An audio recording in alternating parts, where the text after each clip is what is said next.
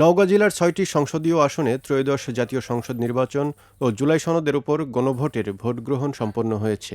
সকাল ৭:৩০ থেকে শুরু হয়ে বিরতিহীনভাবে বিকেল ৪:৩০ পর্যন্ত চলে এই ভোটদান প্রক্রিয়া। বর্তমানে কেন্দ্রগুলোতে চলছে ভোট গণনার কাজ। সকাল থেকেই কেন্দ্রগুলোতে ভোটারদের উপস্থিতি ছিল চোখে পড়ার মতো। নওগাঁর ৭৮২টি ভোটকেন্দ্রে ভোটাররা তাদের ভোটাধিকার প্রয়োগ করেন।